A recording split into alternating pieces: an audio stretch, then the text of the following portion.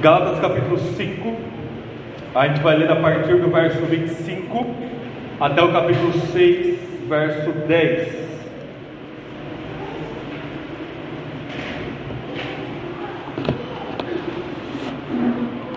Após a leitura, como sempre, eu ia dizer essa é a palavra do Senhor. Todos que creem respondam com um amém, bem alto, bem sonoro. Nós vamos orar mais uma vez. Gálatas capítulo 5, verso 25 em diante, diz assim: se vivermos pelo Espírito, andemos também sob a direção do Espírito. Não nos tornemos orgulhosos, provocando-nos uns aos outros e tendo inveja uns dos outros.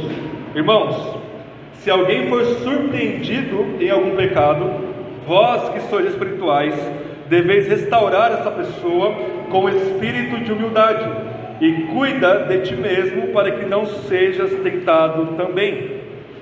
Levai os fardos uns dos outros, e assim estareis cumprindo a lei de Cristo. Pois se alguém pensa ser importante não sendo nada, engana a si mesmo.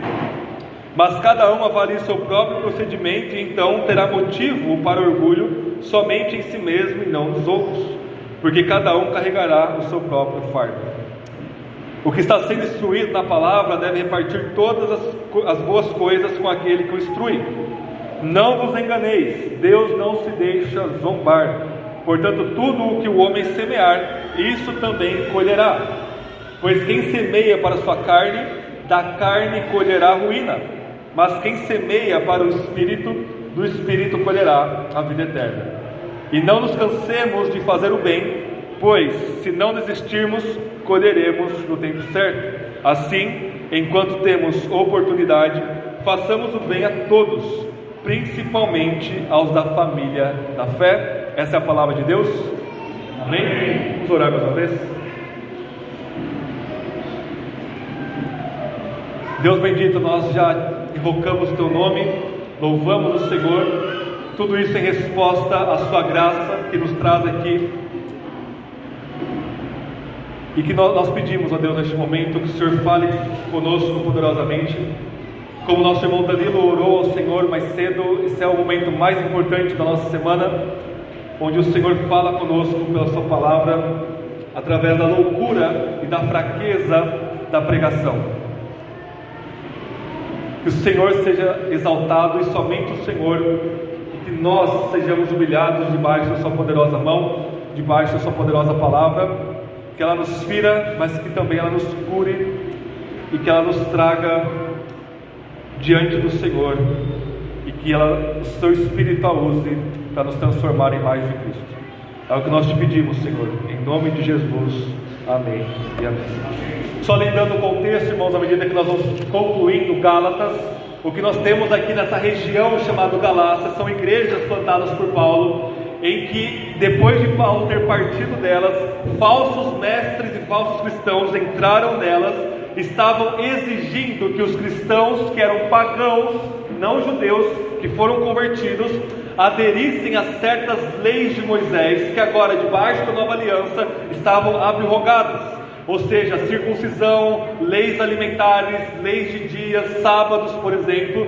E eles estavam dizendo: olha, ok, a salvação é pela fé, tudo bem, a salvação é pela fé em Jesus, mas você permanecer na salvação, você permanecer na aliança, em outras palavras, na prática, você permanecer como membro da igreja das Galácias, você precisa da lei, você precisa da obediência das obras para você permanecer na lei. E Paulo vai dizer o tempo todo que isso é uma perversão total do Evangelho, porque o Evangelho nos fala que Cristo morreu por nós, e que a salvação é no começo, no meio e no fim, pela graça de Deus, mediante a fé, e não mediante as obras.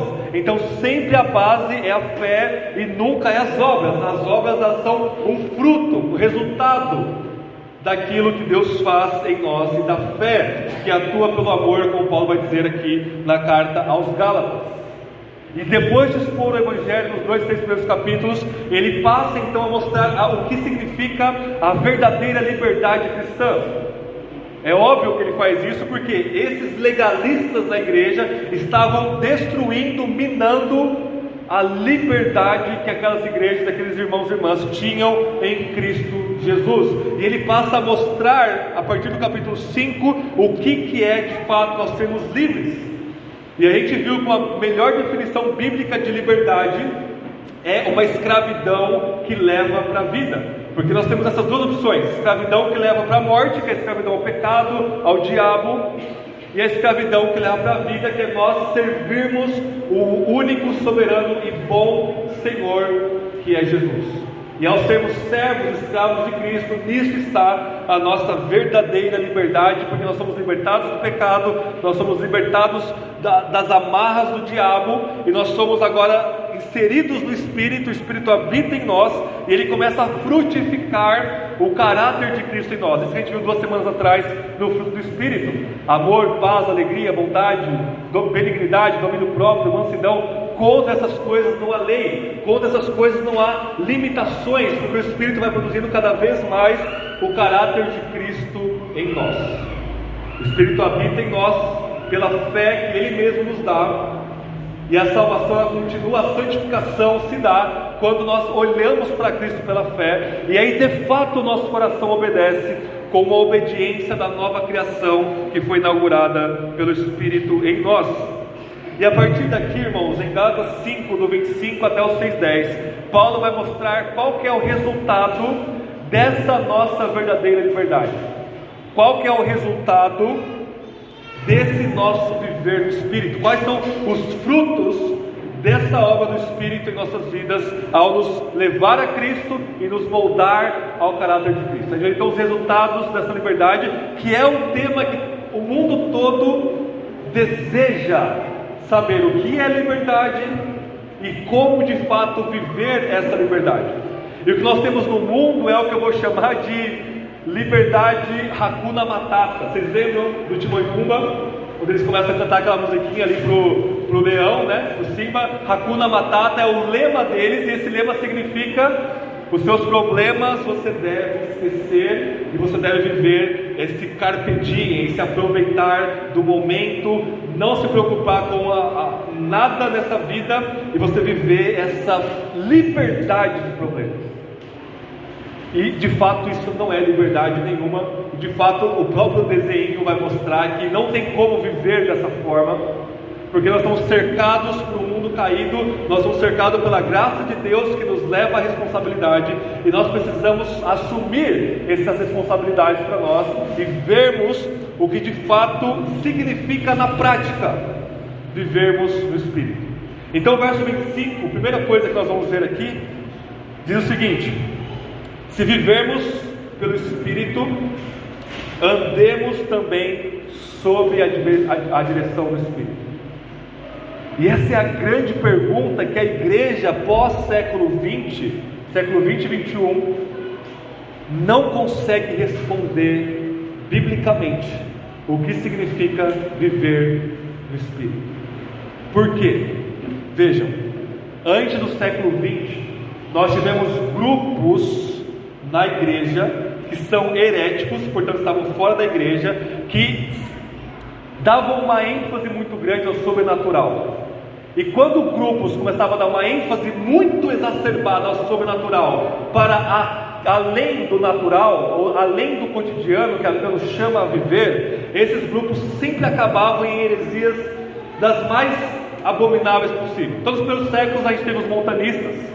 Montano, ele tinha ali 2 profetisas, e ela dizia que Montano era a própria Trindade, ela dizia que ela era profeta dos últimos dias, uma coisa abominável que ninguém na igreja deu bola para eles, exceto um ou outro que se desviou por conta dessa ênfase sobrenatural, mas de fato era um grupo à parte da igreja. Um outro exemplo, no século XVI, na época da Reforma Protestante, o que nós chamamos de Reforma Radical, nós tínhamos os anabatistas, que na maioria deles acreditavam em heresias destrutivas. Não acreditavam na Trindade, um grupo deles, outro grupo deles não acreditava na Bíblia enquanto palavra de Deus. E todos esses grupos estavam à margem da igreja por serem declaradamente heréticos.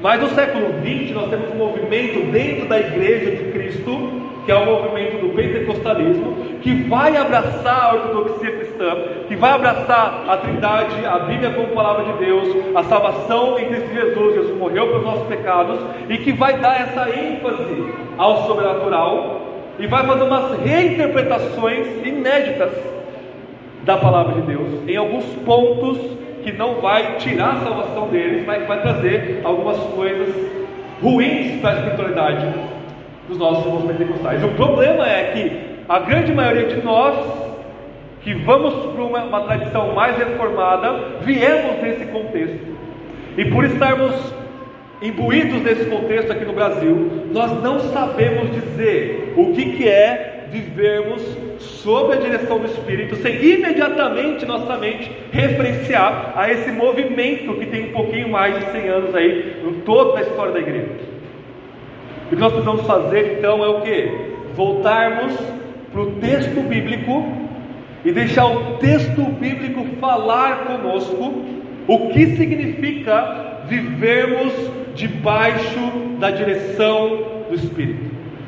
O que significa sermos cheios do Espírito, sem referenciar a outros movimentos, a coisas exageradíssimas, se não erradas, que nós vivemos no nosso contexto evangelical brasileiro. Por exemplo, só um exemplo fora do texto aqui, Efésios capítulo 5.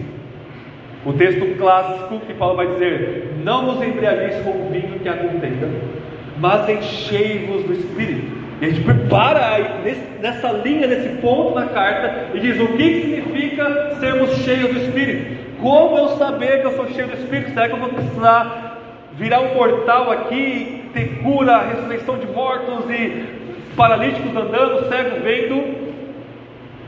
Paulo continua falando em Efésios o que significa ser cheio do Espírito. Ele vai dizer: olha, cantando louvores a Deus, no contexto de igreja, com todo o seu coração. Essa é uma coisa, cantarmos louvores a Deus. Outra coisa, sermos submissos uns aos outros no temor de Cristo. E aí o texto na nossa tradução ele quebra no outro parágrafo, mas no grego continua: as mulheres se submeterem aos seus maridos como ao Senhor, os maridos amar a esposa como Cristo amou a igreja, os filhos obedecerem aos pais, os pais não provocarem os seus filhos com comportamentos pecaminosos. Se você é um servo, ser obediente ao seu Senhor como a Cristo. Se você é Senhor, tratar bem os seus servos. Em outras palavras, o que Paulo fala é absolutamente cotidiano, absolutamente ordinário, no sentido de comum. Ele fala no contexto do culto na igreja e no contexto da nossa vida cristã. É isso que significa ser cheio do Espírito, lá em Efésios 5. E aí quando a gente vem para Gálatas capítulo 5, ele diz: se vivemos pelo Espírito, andemos também sob a direção do Espírito. A gente não pode pegar isso e começar a inventar coisas na nossa cabeça do que nós achamos que significa vivermos na direção do Espírito. Não é você colocar uma venda no olho e ficar ouvindo uma voz na sua cabeça dizendo se você tem que ir para a direita ou para a esquerda. Se você está assim, eu recomendo fortemente você procurar ajuda profissional nesse sentido. Não é isso que Paulo está dizendo.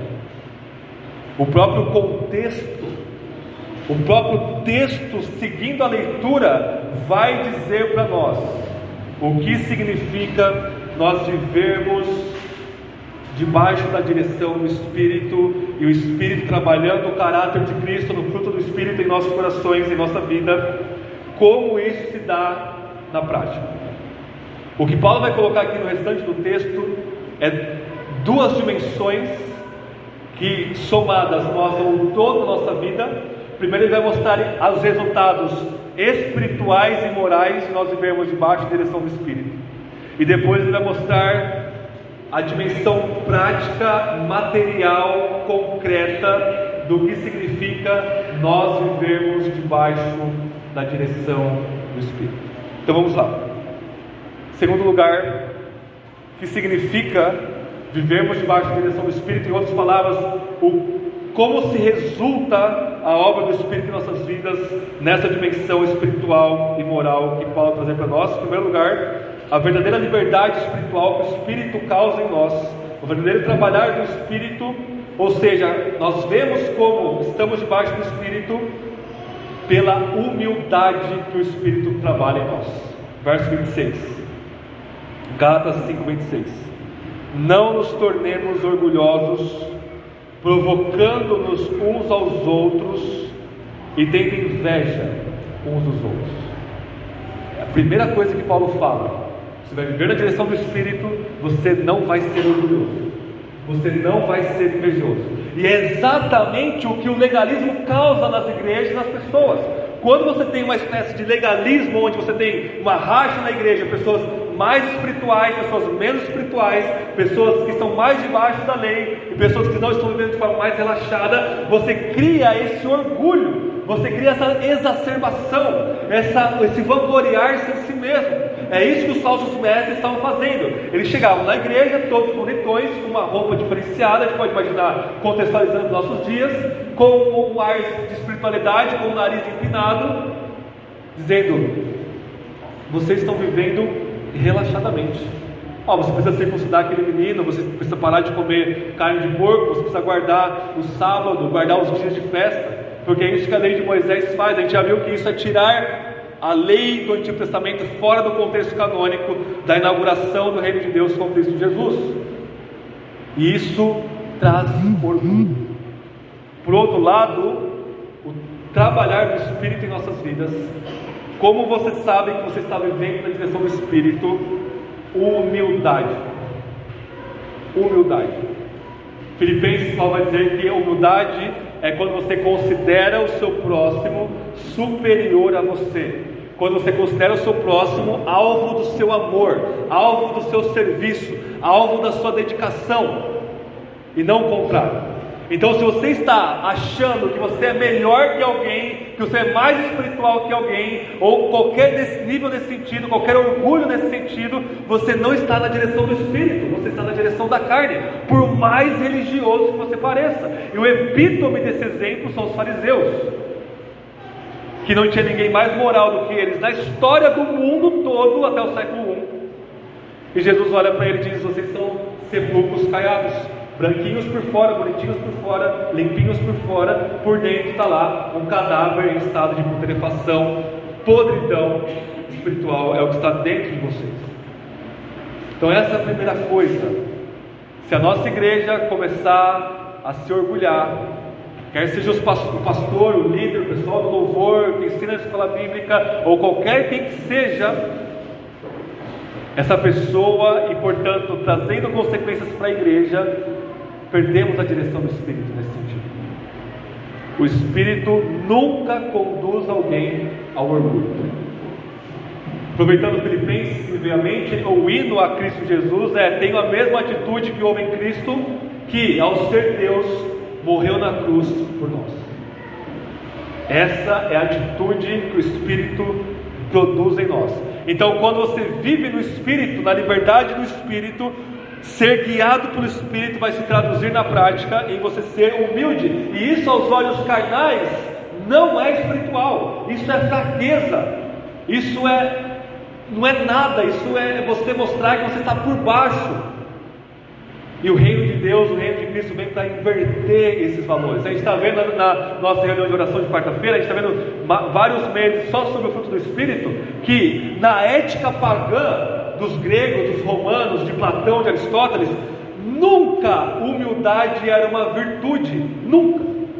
Sempre a palavra humildade é uma fraqueza, é um vício, é algo a qual você não deve se submeter, você não deve abaixar a sua cabeça, porque a ética caída do mundo vai colocar o quê? O herói como alguém que está sendo orgulhosamente apresentado como superior a todos. Só existe um herói, que é Cristo Jesus, e mesmo Ele é o exemplo supremo e final de humildade ao morrer por nós. Então, em primeiro lugar, de 3 pontos aqui: humildade. Você quer ver Deus trabalhando na sua vida? Baixa a cabeça e comece a servir. Humildade. Segundo lugar, verso 1 ao 3 aqui, capítulo 6.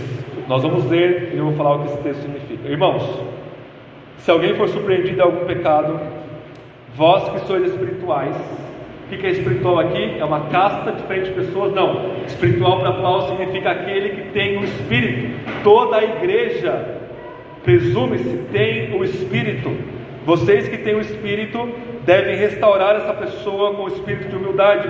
E cuida de ti mesmo para que não seja tentado também. Então, pegando o gancho do verso anterior, a humildade significa cuidarmos uns dos outros. E aqui que ele vai falar no verso 2 e 3: levai os fardos uns dos outros, e assim estareis cumprindo a lei de Cristo. Então, na prática, a humildade do último versículo, capítulo 5, se dá no verso 1 e 2, em nós levarmos o fardo uns dos outros. E isso é muito pesado, e nós não temos noção da profundidade disso aqui. Deixa eu tentar ilustrar o que é levar o fardo um dos outros. Essa semana eu vi um corte de um podcast do pastor confessando um pecado dele. Eu achei extremamente instrutivo. Não conheço o pastor, não lembro o nome dele, mas eu realmente louvei a Deus pela vida desse pastor. Ele estava no podcast ao vivo, público, confessando o pecado. Ele disse: irmãos, uma vez eu estava pregando numa conferência, e a conferência acabou meio tarde, minha esposa não pôde ir nessa conferência, e eu saí do lugar da pregação e fui para o hotel que eu estava hospedado. Eu precisava andar em uma quadra, e era 1h da manhã, porque eu estava conversando com os outros pastores, com o pessoal lá. 1h da manhã eu voltei sozinho, porque só eu estava em determinado prédio e tal. E no meio dessa rua tinha 2 mulheres de programa, que nós chamamos de mulheres da vida, mas que o provérbio chama de mulheres da morte. E ele disse que, cansado, fadigado, não desculpando, obviamente, quando ele olha aquelas 2 moças, ele fala que é como se elas tivessem entrado no coração dele, e ele sente essa tentação fortíssima de levar uma delas para o seu quarto. Ele anda mais rápido, ele não faz isso, ele corre para o seu quarto, sobe lá no quarto onde ele estava. Primeira coisa que ele faz não é orar, porque o coração dele estava tomado daquela tentação, estava anuviado. Primeira coisa que ele faz, ligar para a esposa dele. E ele conta tudo para a esposa dele e fala: ó, amor, ele conta tudo, exatamente tudo que estava no coração dele. A mulher dele, o que ela faz? Eu nunca vi. Essa mulher foi muito sábia, gente, muito sábia. Ela pergunta a seguinte pergunta para ele: onde você está? E ele fala: olha, eu estou no quarto, não estou com ela. Quando você ouve uma pergunta dessa, você presume que ela está perguntando por ciúme, porque ele está com as mulheres. Ele fala: não, eu estou aqui no meu quarto sozinho. E ela diz: não, eu não perguntei isso. Eu perguntei: onde você está? Aludindo a Gênesis 3, Deus perguntando para Adão. Quando ele entende que ela alude ao texto bíblico, ele fala que é como se Deus tivesse descido com a mão do céu e arrancado aquelas meninas. A tentação passou, arrancou do coração deles, e ele vence essa tentação, graças a Deus que usou a mulher dele. Vejam, ela não ficou brava, ela não falou vai dormir, mas que bobagem. O que ela fez? Citou Bíblia para ele. Acho que não tem nenhum outro versículo que ela poderia ter citado de forma tão pesada, aí de encontro com o coração do seu marido, e conseguir tirá-lo daquela situação de tentação. O que eu quero dizer com isso? Que esse levar dos fardos uns dos outros começa em casa. Começa em casa. Se você não leva o fardo do seu marido, se você não leva o fardo da sua esposa, se você não leva o fardo dos seus filhos, dos seus pais, você não vai vir aqui na igreja levar os fardos uns dos outros. E aí nós temos uma expressão na nossa língua que nós nunca usamos, mas que a gente vê muito em filme, que é o seguinte: nós temos um elefante nesse lugar, um elefante nessa sala. Essa expressão significa que quando um grupo de pessoas se reúne para conversar e tem um problema muito gritante, que todo mundo sabe que tem esse problema, mas ninguém quer falar sobre ele, porque é um problema muito feio, até que alguém fala: olha, não tem como a gente não tocar nesse assunto, tem um elefante aqui nessa sala, ou seja, uma coisa enorme que ninguém pode ignorar. E todo culto tem um elefante aqui na igreja, que são os fardos que nós levamos.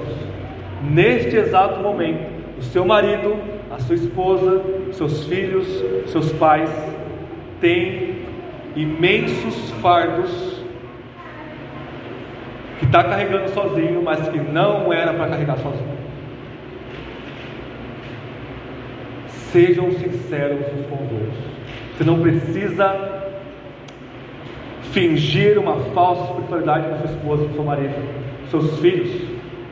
Ele sabe que é a pessoa que mais sabe que você é pecador e pecadora neste mundo, é o seu cônjuge, são os seus filhos, depois seus cônjuges. Confessem-se uns aos outros. Deixa esse fardo pesado que você está carregando sozinho, que você não vai conseguir. Uma hora esse fardo vai te derrubar. Imagina se esse pastor não tivesse ligado para a esposa: não, vou tentar aqui orar. Muito possivelmente ele teria voltado lá para baixo e pegado uma daquelas moças para levar para o seu quarto. Levem os fardos uns dos outros.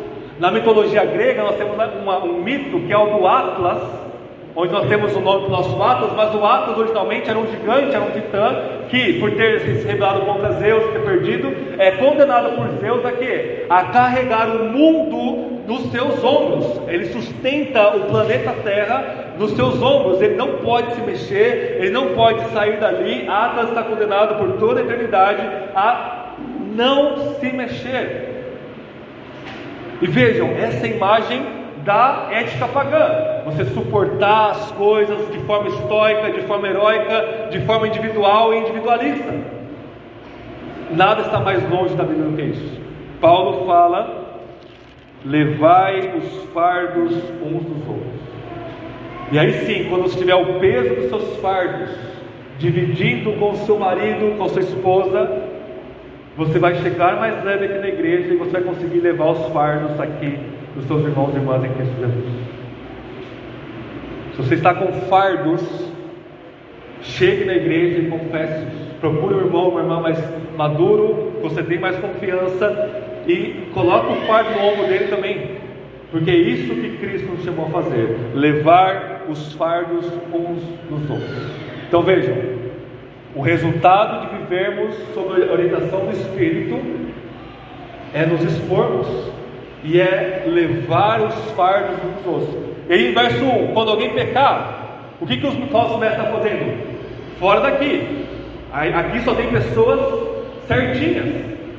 Na comunidade de fé, o que Paulo fala? Quando alguém pecar, vocês que têm o Espírito, vocês vão restaurar com o espírito de humildade, sabendo que vocês podem cair nos mesmos pecados, tomando cuidado para não cair nos mesmos pecados, e assim vocês estarão cumprindo o verso 2, a lei de Cristo, que se resume em amor, e amarmos uns aos outros como Ele nos amou, dando a vida uns pelos outros.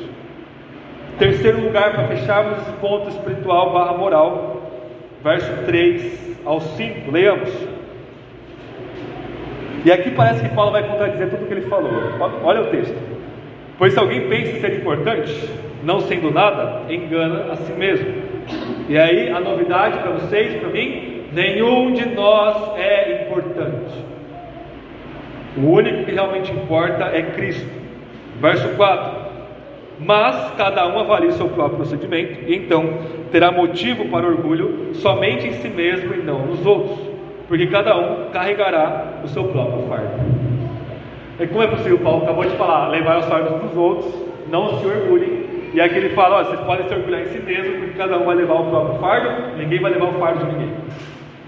E eu estava vendo a história da igreja, Agostinho, no sermão 114 dele, ele já lidava com isso. Ele fala assim: gente, vocês vêm me perguntar, eu como pastor aqui da igreja de Bona, como que Paulo se contradisse aqui em 2 versículos?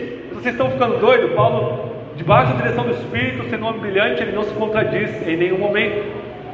O ponto é que ele está falando de 2 momentos diferentes e de 2 coisas diferentes. Vamos ver o que Paulo realmente está falando aqui, verso 4: cada um avalia o seu próprio procedimento. Ou seja, você não vai ficar se comparando com os outros, e então terá motivo para orgulho somente em si mesmo e não nos outros. Vejam, a palavra orgulho, como a palavra ansiedade, ela na maioria das vezes é usada de forma negativa, mas ela também pode ser usada de forma positiva. O orgulho só é negativo quando orgulho significa satisfação. O orgulho só é negativo quando a sua satisfação final está em você mesmo. Aí é o orgulho pecaminoso. Mas essa palavra orgulho, ela é usada de forma positiva. Como? Paulo vai dizer: não me orgulho. Verso 14, deixa eu ver se é o verso 14, capítulo 6. Longe de mim orgulhar-me, a não ser na cruz do nosso Senhor Jesus Cristo, pelo qual o mundo está crucificado para mim e eu para o mundo. Ele vai dizer para os Coríntios 1 que aquele que se gloriar, glorie-se no Senhor. Então esse orgulho que Paulo está incentivando aqui é uma satisfação em Deus ao olhar Deus trabalhando em nossas vidas. Então quando você olha em humildade que Deus está trabalhando na sua vida, você sente essa alegria, essa satisfação, não em si mesmo, porque isso não é coisa sua, mas em Deus que está fazendo você ter um procedimento de acordo com a sua vontade, com a vontade de Deus. E aí o que ele vai falar? Verso 5: pois cada um carregará o seu próprio fardo.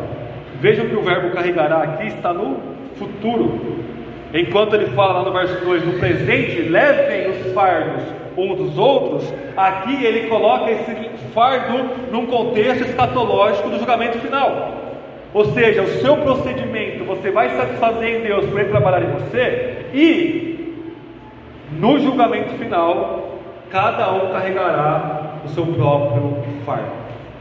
Quando você estiver diante de Deus, aí você não vai olhar para a pessoa do seu lado, você não vai pedir ajuda para ninguém, é você e Deus. Você vai levar o seu fardo e ninguém vai carregá-lo por ti. Então, se o seu fardo é Cristo, se você, a cruz de Cristo, o fardo do Senhor que diz que o fardo dele é leve, você vai entrar para a nova criação restaurada. Se o seu fardo é pecado, basicamente vai dizer nos versos posteriores, você vai dar conta disso diante de Deus. O que Paulo faz aqui no verso 3, 4 e 5 é, depois de falar da nossa responsabilidade comunitária, ele vai falar da nossa responsabilidade individual. Ou seja, olhem para vocês mesmos, para ver se o Espírito está trabalhando em vocês. Não fiquem se comparando com outros, porque sempre vai ter alguém pior, sempre vai ter alguém melhor, sempre vai ter alguém mais imaturo, sempre vai ter alguém mais maduro, e você não vai se comparar com os outros nesse sentido da sua responsabilidade diante de Deus. Antes você vai examinar a si mesmo, verso 4, avalie o seu próprio procedimento, veja se Deus está trabalhando na sua vida, se satisfaça nessa obra de Deus em você, e aí você vai estar firme diante de Deus, diante do trono branco, pela fé em Cristo Jesus.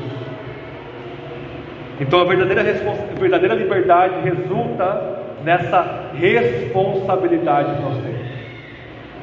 E nós vivemos uma época de projeção de responsabilidade. Ninguém quer mais assumir responsabilidade nenhuma. Quando a gente vai para o mundo, as pessoas vão dizer, não, você não pode me julgar porque você não sabe minha história. Você não sabe que eu tive uma infância traumática, você não sabe que eu tive um péssimo pai, uma péssima mãe, por isso que eu sou viciado nisso, por isso que eu sou viciado naquilo, por isso que eu tenho certo tipo de comportamento, e isso é imutável, isso é quem eu sou. Esses traços pecaminosos do meu caráter é quem eu sou e eu não vou mudar.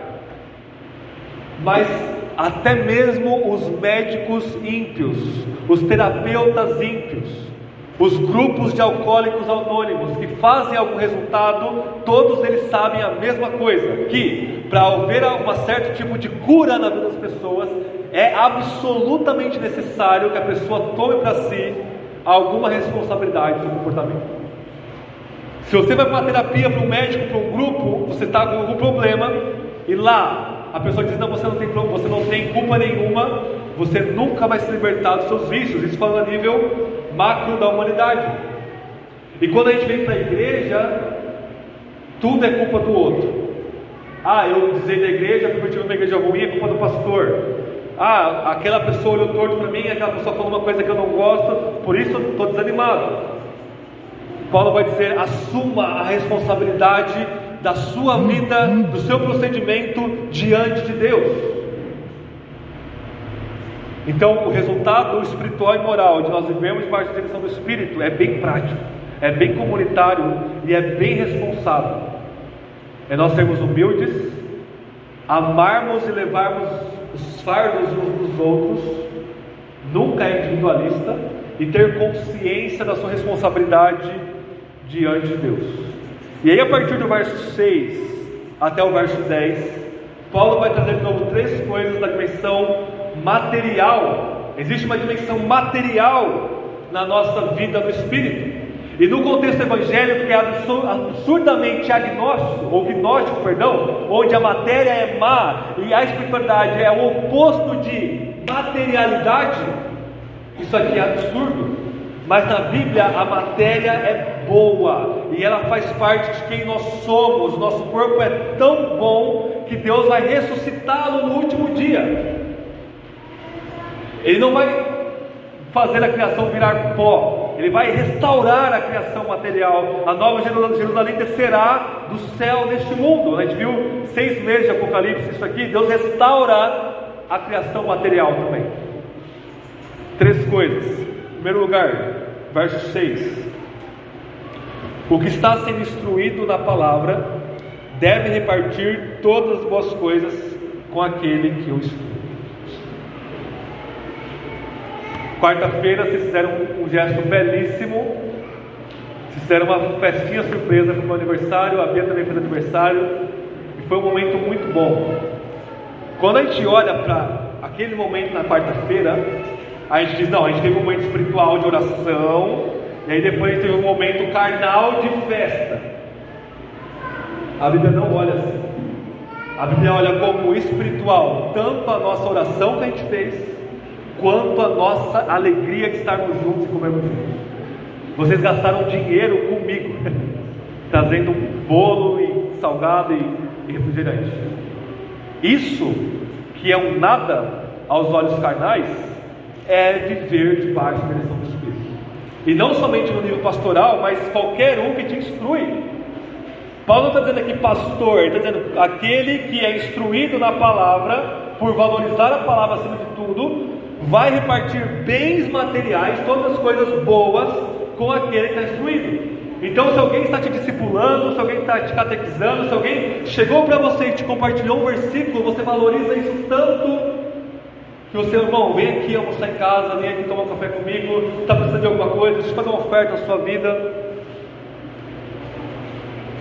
Viver da direção do Espírito é tão material e prática, que envolve até mesmo o nosso dinheiro, como nós lidamos com o dinheiro. Porque presta atenção, liberdade no Espírito é ser libertado dos nossos pecados. Um dos nossos pecados principais, a nossa geração de todas, é o amor ao dinheiro. Uma vez que o Espírito te liberta, você é livre desse amor maldito a mamon. E você vai dizer: olha, tudo que eu tenho vem de Deus e é usado para eu servir a igreja, para eu servir aqueles que precisam, para eu servir o meu próximo. E, através disso, é uma aplicação prática de levarmos os fardos uns dos outros. Segundo lugar, versos 7 e 8. Versos 7 ao 9, perdão. Não vos enganeis, Deus não se deixa zombar. Portanto, tudo o que o homem semear, isso também colherá. Pois quem semeia para a sua carne, da carne colherá ruína. Mas quem semeia para o Espírito, do Espírito colherá a vida eterna. Então Paulo coloca uma coisa que tem desde lá de Noé, a lei da semeadura. Não é uma lei absoluta, mas é um princípio geral de que nós colhemos aquilo que nós plantamos. As nossas ações, elas geram certas consequências. E o que é plantar aqui na carne? É ser orgulhoso, é se achar melhor que os outros, é interpretar a Bíblia errada, é tudo que esses falsos mestres estão fazendo. O que é semear no Espírito? É fazer tudo o que a Bíblia está falando aqui para você fazer nos meios de graça. Quando você ora, quando você lê a Bíblia, quando você tem comunhão com os irmãos, quando você ama, quando você leva os fardos dos outros, quando você distribui o seu dinheiro na medida do possível para ajudar o próximo, você está semeando no Espírito, e o Espírito vai usar isso para frutificar cada vez mais em você. É assim que se mantém e se frutifica e se floresce o fruto do Espírito em nossas vidas. É uma obra dele, mas ele usa os meios que ele estabeleceu para frutificar em nossas vidas. Terceiro e último lugar, verso 9 e 10. Não nos cansemos de fazer o bem, pois se não desistirmos, colheremos no tempo certo. Assim, enquanto temos oportunidade, façamos o bem a todos, principalmente aos da família da fé. Viver debaixo da direção do Espírito resulta num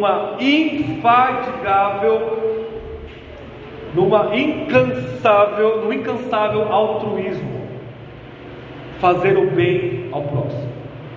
E aí Paulo fala, não nos cansemos. Por quê? Porque fazer o bem ao próximo é algo cansativo, é algo que você não vê resultado imediato, é algo que você ajudou a pessoa, nunca mais vai olhar para sua cara, você ajudou alguém na rua, você não sabe quem é, a pessoa não sabe quem você é, é uma coisa que você não vê o resultado ali na hora. E Paulo fala, não se cansem de fazer o bem. E aí o alvo primeiro do nosso fazer o bem é o quê? A família da fé, é a igreja. E aí ajudando a igreja tendo ninguém que esteja passando necessidade, ok, agora nós vamos ajudar todos que a gente puder e que Deus colocar ao nosso alcance. Você percebe a dimensão material disso? Não, isso daqui não é socialismo, isso daqui não é ideologia política, isso aqui é uma vida transformada que de fato ama o próximo, ao ponto de darmos a nossa vida, nossos recursos, nosso ombro, nosso dinheiro, que quer que for, para ver Cristo sendo formado na vida do nosso próximo. Isso é amor, isso é vivermos debaixo da direção do Espírito. Para concluirmos, o legalismo não consegue produzir isso daqui. Somente o Espírito Santo produz isso na comunidade, está enraizada no Evangelho do nosso Senhor Jesus. Isso aqui não é ação social, isso aqui não é projeto político, isso aqui é obra do Espírito e somente do Espírito. O mundo aí fora pode tentar imitar isso daqui, mas nesse nível que Paulo está falando para nós, genuíno, de coração, somente o Espírito pode produzir, legalismo não. Então quando você vive debaixo da lei, quando você vive achando que a base do seu relacionamento com Deus é a sua obediência e não a obediência de Cristo, você não vai ter humildade, você não vai ter amor, você não vai conseguir levar o fardo de ninguém, porque você tem o fardo imenso dos seus pecados ocultos. Você não vai conseguir ajudar financeiramente ninguém, você não vai conseguir valorizar a igreja, valorizar quem está destruindo a palavra de Deus. E é isso que os falsos mestres estavam fazendo, estavam acabando com as igrejas da Galácia, ao introduzir legalismo, doutrinas de homens, interpretações erradas da lei de Moisés aqui. Paulo está dizendo, olha, vocês estão se mordendo uns aos outros, vocês que estão abraçando essa falsa espiritualidade que parece muito religiosa, vocês estão vendo que o resultado dela é pecado, estão se destruindo. Se vocês continuarem assim, vocês vão acabar se destruindo. Se por outro lado vocês vivem no Espírito, andem na direção do Espírito. A direção do Espírito é sempre Cristo, e sermos levados a Cristo. O eu morre, a humildade nos caracteriza, e nós pegamos nosso irmão para o nosso ombro e levamos os fardos uns dos outros. Essa é a mensagem aqui de Gálatas para nós essa manhã. Bem?